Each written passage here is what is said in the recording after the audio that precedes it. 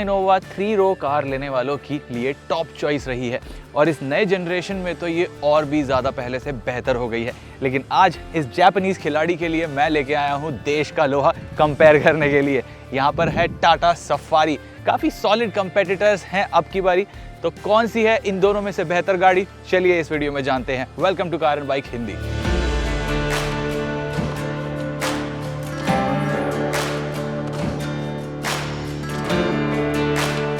Toyota Innova Hycross की price range start होती है 18,82,000 रुपए से, वहीं सफारी 3 लाख रुपए सस्ती स्टार्ट होती है, यानी 15,65,000 से शुरू।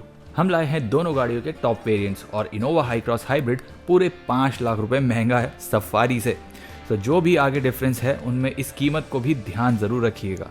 लुक्स में इनोवा फ्रंट से काफी क्लासी और फ्रंट क्वार्टर से मस्कुलर भी लगती है, लेकिन साइड और रियर से एमपीवी वाला लुक छुपा नहीं पाती है। बट एमपीवी होने में कोई बुराई नहीं है, पर आपके दिल को अगर एसयूवी लुक ज्यादा पसंद है तो वो बात सफारी में आपको ज्यादा दिखेगी, खासकर इस रेड डार्क एडिशन में जो और भी ज्यादा अच्छे से निखर के आती है। लेकिन साइज की बात है तो इनोवा कहीं ज्यादा बड़ी है। सफारी हल्की सी ऊंची है, लेकिन लेंथ, विड्थ और व्हील बेस में इनोवा को बड़ा एडवांटेज है। इनोवा में आपको full LED headlamps with day time running lamps मिलते हैं। सफारी में भी आपको फुल एलईडी सेटअप मिलता है, लेकिन ऑलमोस्ट, क्योंकि इसमें जो हाई बीम के लिए आपको सिर्फ बल्ब ही मिलता है। बूट स्पेस के मामले में इनोवा के सब सीट्स अप होने के बावजूद अच्छा खासा स्पेस मिलता है, यानी वीकेंड का लगेज आराम से फिट होगा। वहीं सफारी में आपको एक सॉफ्ट बैग और बैकपैक मुश्किल से फिट करने को मिलेगा। सीट्स फोल्ड करने पर भी सफारी में जितना सामान आएगा उतना तो इनोवा की फोल्डेड बूट के सिर्फ आधे पार्ट में ही आ जाता है। अब सफारी की अगर आपको थर्ड रो में जाना है तो मामला थोड़ा ट्रिकी हो जाता है, बिकॉज यहाँ पर आपको कैप्टन चेयर्स मिलती हैं और कैप्टन चेयर्स को आप प्रॉपरली फुली फोल्ड नहीं कर सकते। अगर आप बेंच सीट वाला वर्जन लेते तो आप फोल्ड करके टम्बल डाउन कर सकते थे और वहाँ से एंट्री ले सकते थे। अब इसमें आपको यहाँ से एंटर करना पड़ता है, थोड़ा ट्रिकी हो जाता है। अगर आपका साइज़ बड़ा है, आप लंबे कद काठी के हो, तो और ज़्यादा फनी लगेगा। सफारी की थर्ड रो इनोवा जितनी ग्रैंड नहीं है, बट यहाँ पर आपको अच्छी खासी स्पेस मिलती है। थैंकफुली सफारी में वही पुरानी सफारी की तरह स्टेप्ड रूफ दिया गया है। ये यहाँ से उठी हुई है तो यहाँ पर आपको हेडरूम काफ़ी अच्छा पता पड़ता है। मेरी हाइट 5'9" है, ये आगे वाली सीट को भी 5'9" के पर्सन के हिसाब से सेट किया हुआ है एंड अच्छा खासा फुट स्पेस भी है, मतलब मेरे लिए नी रूम डिसेंट है। And under Thai support usually जो थर्ड रोज होती हैं उनमें कम ही होता है, तो यहाँ पर भी थोड़ी कमी लगेगी। बट अगर आप 5 फुट 6-7 इंच के हो एंड ज़्यादा मोटे नहीं हो तो आप यहाँ पर भी लंबी जर्नीज काट सकते हो, मे बी 200 किलोमीटर तक की। सफारी में जो आपको एसी वेंट मिलते हैं वो एकदम आपके फेस की तरफ मिलते हैं और इसका जो क्वार्टर ग्लास है ये भी डिसेंट साइज़ का है एंड आपको एयरी फीलिंग ज़रूर आती है, जबकि इसका ऑल ब्लैक सा थीम है, रेड सीट्स हैं, तो यहाँ पर आपको घुटन महसूस नहीं होगी। इसके अलावा अगर कंफर्ट और कन्वीनियंसेस की बात करूँ तो यहाँ पर आपको इनोवा से बेहतर कन्वीनियंसेस मिलते हैं। यहाँ पर एक तो एसी कंट्रोल का ब्लोअर मिलता है आपको, यहाँ पर डेडिकेटेड ब्लोअर है इन एसी वेंट्स का। एंड यहाँ पर लेफ्ट साइड में आपको मिलते हैं एक टाइप ए और एक type C socket as well. यहाँ पर स्टोरेज स्पेसेस भी आपको डिसेंट मिलते हैं। दोनों पैसेंजर्स को कप होल्डर मिलते हैं डेडिकेटेड, बाकी यहाँ पर स्टोरेज नेट मिलते हैं जिसमें आप अपना फ़ोन वगैरह होल्ड कर सकते हो। एंड आपके कंफर्ट और सेफ्टी के लिए यहाँ पर दोनों पैसेंजर्स को मिलते हैं एडजस्टेबल हेडरेस्ट। सफारी की इस सेकंड रो से आपको सेट वाली फीलिंग भर भर के आती है। एक तो ये जो सीट्स हैं वो फ्रंट के मुकाबले ऊंची हैं, यानी स्टेडियम टाइप सीटिंग आपको मिलती है सफारी में। एंड ये जो कैप्टन चेयर्स हैं इनका कंफर्ट भी काफ़ी बढ़िया है, कुशनिंग भी काफ़ी सपोर्टिव है एंड ये लॉन्ग जर्नीज़ पर आपको अच्छे से सर्व करेंगी। एंड इसके साथ साथ आप इसका जो रिक्लाइन एंगल है वो चेंज कर सकते हो, सीट्स को आगे पीछे कर सकते हो, तो यहाँ पर ये सारी फ्रीडम तो आपको ज़रूर मिलती है। ये आपको फोल्डेबल आर्मरेस्ट मिलता है, बट ये उतना कंफर्टेबल नहीं है जितना आपको बेंच सीटिंग वाली सफारी में मिलता है। स्टैंड अलोन तो ये सीट काफ़ी बढ़िया है, लेकिन जब आप इनोवा से कंपेयर करते हैं तो यहाँ पर कमियाँ पता पड़ती हैं। जैसे यहाँ पर आपको कोई कप होल्डर्स नहीं मिलते, ना कि आपको यहाँ पर सन ब्लाइंड मिलता है, वो आप बाहर से भी लगा सकते हो। बाकी इसका जो एसी वेंट है ये काफ़ी दूर है एंड आपको बॉडी को कूल करता है। फेस तक आने में इसकी हवा को थोड़ा टाइम ज़रूर लगेगा, यानी एसी उतना इफेक्टिव नहीं है जितना इनोवा का है। बट एक फीचर है जो इनोवा में नहीं मिलता है, वो यहाँ मिलता है, वो है बॉस मोड।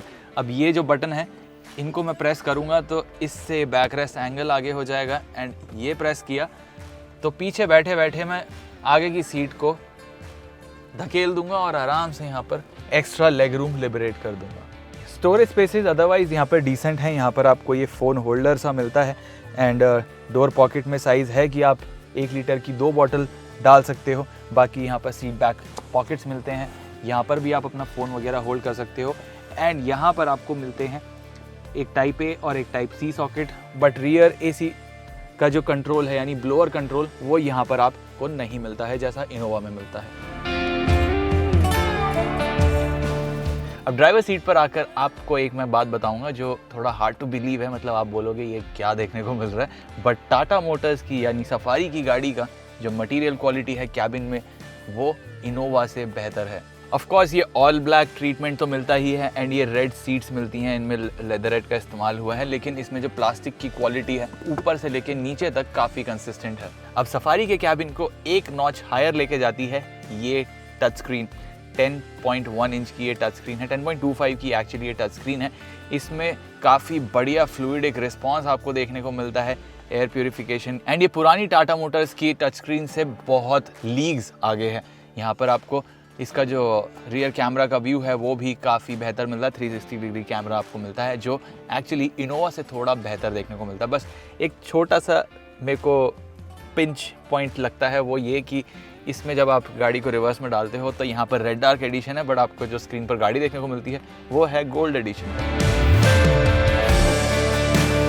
360 डिग्री कैमरा को फुली अकम्पनी करने के लिए इनोवा की तरह सफारी में आपको फ्रंट पार्किंग सेंसर्स नहीं मिलते। इसमें फीचर्स आपको लगभग सेम ही मिलते हैं, but multi zone climate control इसमें आपको नहीं मिलता है। यहाँ पर आपको सिंगल जोन क्लाइमेट कंट्रोल मिलता है, उसमें आपको रियर के लिए अलग से क्लाइमेट जोन बनाने को मिलता है इनोवा में। एंड यहाँ पर आपको वायरलेस चार्जिंग पैड मिलता है। टोयोटा में आपको wireless charging pad as an accessory मिलता है, मतलब उतनी महंगी गाड़ी लेने के बाद भी। यहाँ पर आपके ड्राइविंग मोड्स वगैरह सिलेक्ट करने का है, यानी टेरेन मोड्स सिलेक्ट करने का है, and auto parking brake and auto hold. यहाँ पर 2 कप होल्डर्स हैं, एंड यहाँ पर देखेंगे तो स्टोरेज स्पेस मिलती है। Type A and type C दोनों सॉकेट मिलते हैं, 12 वोल्ट सॉकेट मिलता है, बट इसका साइज़ जो है ये इनोवा से थोड़ा छोटा है। स्टोरेज स्पेसेस की और बात करूँ तो यहाँ पर आपको बड़ा सा ग्लव बॉक्स मिलता है, यहाँ पर आपको एक ट्रे जैसा भी मिलता है, एंड ये कूल्ड ग्लव बॉक्स है। कूल ग्लव बॉक्स आपको इनोवा में नहीं मिलता है। बाकी डोर पॉकेट्स का साइज़ डिसेंट है, ऑलमोस्ट सिमिलर है इनोवा जैसा। सफारी की जो सीट्स हैं काफ़ी अच्छे से आपको हग करके रखती हैं। यहाँ पर बोस्टरिंग काफ़ी बढ़िया है, बट अगर आप थोड़े बड़े फ्रेम के हो तो आपको ये थोड़ा इंट्रूसिव लगेगा एंड अनकंफर्टेबल भी लग सकता है। मेरे लिए अच्छा है, मेरा फ्रेम ज़्यादा बड़ा नहीं है, एंड ड्राइविंग पोजीशन ढूंढना काफ़ी अच्छा है। यहाँ पर आपको टिल्ट एंड टेलीस्कोपिक एडजस्ट दोनों मिलता है, एंड इन सीट्स पर आपको वेंटिलेशन फंक्शन भी मिलता है, एंड 3 मेमोरी सेटिंग्स मिलती हैं, एंड ऑब्वियसली इलेक्ट्रिकली एडजस्टेबल तो ये हैं ही। तो यहाँ पर आपको जो अपनी कंफर्टेबल कमांडिंग ड्राइविंग पोजीशन ढूंढनी है उसमें आपको कोई दिक्कत नहीं होगी। इन दोनों ही गाड़ियों में आपको ढेर सारी फीचर्स मिलती हैं, लेकिन इन दोनों में आपको यूनिक फीचर्स मिलती हैं। जो एक में है वो दूसरी में नहीं है, और उन सबको आप अपनी स्क्रीन पर देख सकते हो।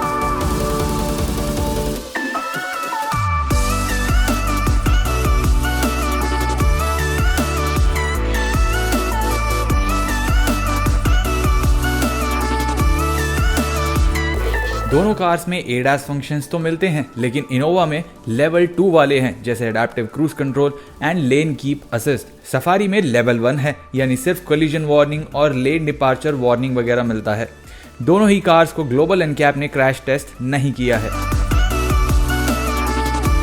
इनोवा की सीट्स पे आपको बैठ के लगेगा काफ़ी बड़ी सीट्स पर आप बैठे हो। ऑफ कोर्स कंफर्टेबल हैं, बट यहाँ पर बड़े लोग जो हैं, मतलब साइज़ में जो बड़े लोग हैं वो यहाँ पर ज़्यादा कंफर्ट से बैठेंगे, बट इसका जो मटेरियल क्वालिटी है वो ज़्यादा कंसिस्टेंट नहीं है। यानी आपको यहाँ पर सॉफ्ट टच मटेरियल मिलता है डैशबोर्ड पर, एंड डोर पैड्स वगैरह में मिलता है जहाँ पर टच पॉइंट्स हैं, लेकिन उसके आसपास जो है प्लास्टिक की क्वालिटी उतनी बढ़िया नहीं है। इसका जो ग्रेन है काफ़ी स्क्रैची सा लगता है।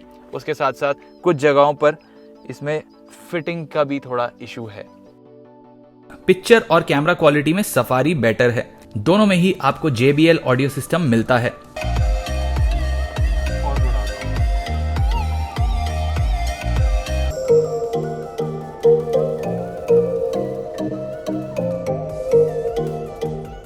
सुनने के बाद आप भी अग्री करोगे कि सफारी में थंब थोड़ा बेहतर फील होता है। यहाँ पर इसके टच स्क्रीन के साथ आपको फिजिकल बटन्स मिलते हैं एंड एसी कंट्रोल्स काफ़ी इजी टू रीच हैं एंड यहाँ से ही आप रियर का एसी भी कंट्रोल कर सकते हो। वेंटिलेटेड सीट्स के बटन यहाँ पर हैं, दोनों सीट्स पर आपको वेंटिलेशन फंक्शन मिलता है और इसमें जो ड्राइवर सीट है उसमें तो आपको पावर्ड एडजस्टमेंट मिलती है, 2 मेमोरी फंक्शन मिलते हैं एंड वेंटिलेशन फंक्शन मिलता है। लेकिन जो यहाँ पर पैसेंजर सीट है इसके लिए आपको मैनुअल ही एडजस्टमेंट मिलती है। फिर आप नीचे मूव करेंगे तो यहाँ पर ये काफ़ी शानदार दिखने वाला गियर लीवर मिलता है, काफ़ी सॉलिड फील होता है होल्ड करने में। बाकी यहाँ पर इसके कैमरा वगैरह के बटन है, पार्किंग का बटन है, ईवी मोड या ट्रैक्शन कंट्रोल ऑफ करना है उसका बटन आपको मिलता है एंड टाइप ए और टाइप सी सॉकेट आपको नीचे दिया गया है। 12 वोल्ट सॉकेट यहाँ पर दिया गया है एंड वहाँ पर स्टोरेज स्पेस भी है आपके लिए, कभी होल वगैरह एंड थोड़ी और स्पेस। यहाँ पर बड़ी से 2 कप होल्डर्स मिलते हैं जो इनोवा का ट्रेडमार्क रहा है। यहाँ पर आपको एसी वेंट्स के आगे दोनों साइड पर कप होल्डर्स दिए गए हैं। बाकी इसका जो ये आर्मरेस्ट के अंदर स्टोरेज है ऑलमोस्ट एल्बो डीप है, यानी इतना बड़ा इसका स्टोरेज स्पेस है, तो ये काफ़ी एक अच्छी बात है। अपनी परफेक्ट ड्राइविंग पोजीशन ढूंढना दोनों गाड़ियों में इजी है। यहाँ पर भी आपको टिल्ट एंड टेलीस्कोपिक एडजस्ट मिलता है, लेकिन इसकी जो मूवमेंट है ये ज़्यादा ईजी है, यानी इसमें ज़्यादा एफर्ट नहीं लगता जितना आपको सफारी में लगाना पड़ता है। अब इनोवा हाई क्रॉस की रियर सीट में आपको वो वाला बॉस मोड तो नहीं मिलता है जो सफारी में मिलता है, बट इसकी सीट्स में वो बॉस वाली फीलिंग ज़्यादा आती है। एक तो ये सीट्स बड़ी है, यानी बड़े फ्रेम के पैसेंजर्स यहाँ पर ज़्यादा कंफर्ट में बैठेंगे, और दूसरा यहाँ पर आपको कप होल्डर्स मिलते हैं। यहाँ पर और स्टोरेज स्पेस है जहाँ पर आप फ़ोन रख सकते हो। ये पतला सा आर्मरेस्ट दोनों गाड़ियों में सिमिलर सा ही है एंड एक और चीज़ जो आपकी प्राइवेसी को बेहतर रखती है, यहाँ पर आपको फोल्डेबल सन ब्लाइंड्स भी दिए गए हैं। ये सीट को आप प्रॉपरली आगे पीछे एक्सटेंड तो कर ही सकते हो। बाकी यहाँ पर ऑटोमन सीट्स हैं, यहाँ पर आपको काफ़ी सपोर्ट मिलता है, तो प्रॉपर जो लग्जरी कार्स होती हैं उनकी रियर सीट वाला एक्सपीरियंस आपको मिलता है यहाँ पर। एंड इसका जो बैक रेस्ट एंगल है उसके लिए भी आपको बटन दिया गया है, ना कि कोई लीवर जिसको आप पुल करेंगे, तो लग्जरी फीलिंग इस रियर सीट पर काफ़ी अच्छी आती है।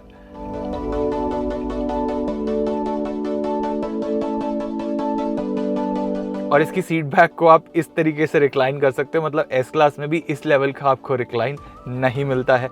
And I feel like taking a nap, but वो कर नहीं सकते हैं क्योंकि आपको गाड़ी का और भी पार्ट्स दिखाना है। स्टोरेज स्पेसेस लगभग बराबर हैं, डिसेंट साइज़ के डोर पॉकेट्स मिलते हैं, यहाँ पर भी आपको फ़ोन होल्ड करने की जगह मिलती है, लेकिन इसमें आपको एक एक्स्ट्रा एज मिलता है। ये यहाँ पर आपको खुद से कंट्रोल करने को मिलता है एसी का एंड यहाँ पर आपको टाइप सी सॉकेट मिलते हैं, ना कि टाइप ए। बाकी एक ये फोल्डेबल हुक मिलता है, 4 kg का मैक्सिमम वेट उठा सकता है। ये आपने टोयोटा या फिर मारुति की दूसरी गाड़ियों में भी देखा होगा।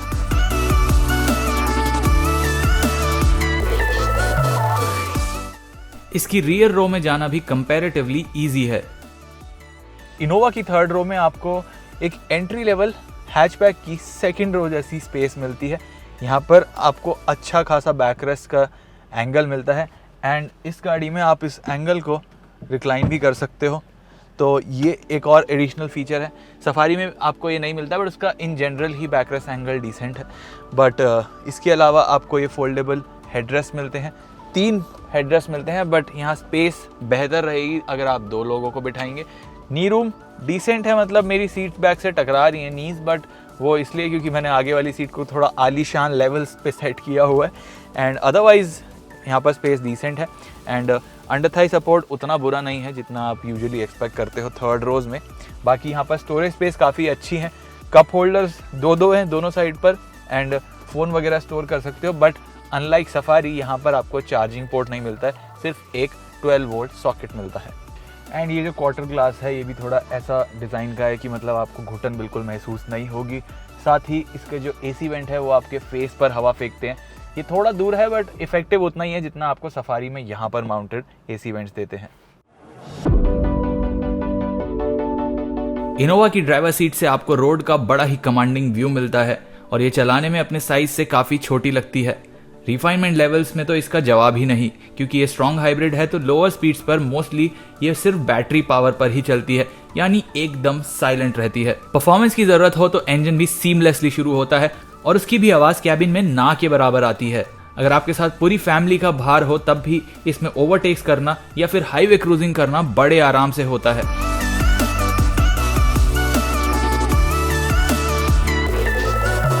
सफारी का डीजल इंजन इनोवा के आगे काफी ज्यादा कर्कश साउंड करता है और इसकी हल्की फुल्की वाइब्रेशंस भी कैबिन तक पहुंचती हैं, लेकिन इसमें आपको पुलिंग पावर अच्छी खासी मिलती है जो ओवरटेक्स काफी आसान बना देता है। इसका मैनुअल गियरबॉक्स ड्राइवर एफर्ट काफी ज्यादा बढ़ाता है, इसलिए हमारी चॉइस है ये 6 स्पीड ऑटोमेटिक, जिसके गियर शिफ्ट्स काफी स्मूथ हैं और आपको एक आरामदायक ड्राइव ऑफर करते हैं।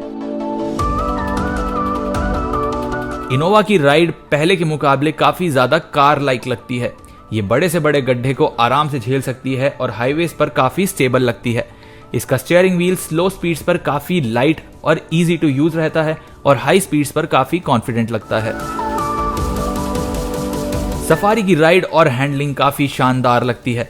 लो स्पीड्स पर यह थोड़ी स्टिफ है पर अनकंफर्टेबल नहीं, और ऊबड़ खाबड़ रास्तों पर तो इसे बिल्कुल भी स्लो करने की जरूरत ही नहीं। साथ ही हैंडलिंग ऐसी है कि हाईवे पर डायरेक्शन चेंजेस करने हो या कॉर्नर्स पर जाना हो, मजा पूरा आता है। बट इसका हाइड्रोलिक स्टीयरिंग स्लो स्पीड्स पर काफी हैवी पता पड़ता है, तो इसको मोड़ने में ताकत काफी लगानी पड़ती है। सफारी डीजल ऑटोमेटिक की क्लेम्ड फ्यूल इकोनॉमी 14 kpl है, यानी असलियत में आपको 10 से 11 kpl की ये माइलेज लौटा सकती है। इनोवा की क्लेम्ड इकोनॉमी ही 23 kpl है और रियल में भी ये 18 से 19 kpl तो शहर में ही लौटा सकती है, जो इस साइज की पेट्रोल कार तो छोड़ो कोई एंट्री लेवल हैचबैक भी मुश्किल से ही लौटा पाएगी। तो आखिर कौन सी गाड़ी खरीदनी चाहिए आपको? वेल, इनोवा के स्ट्रॉन्ग पॉइंट्स हैं इसकी कंफर्टेबल राइड तीनों रोज में, इसका ड्राइविंग एक्सपीरियंस जो काफ़ी रिफाइंड है, साथ ही इसमें आपको फ्यूल इकोनॉमी बहुत लाजवाब मिलती है और इसके साथ साथ ये टोयोटा का बैज ये भी काफ़ी ज़्यादा वेट होल्ड करता है।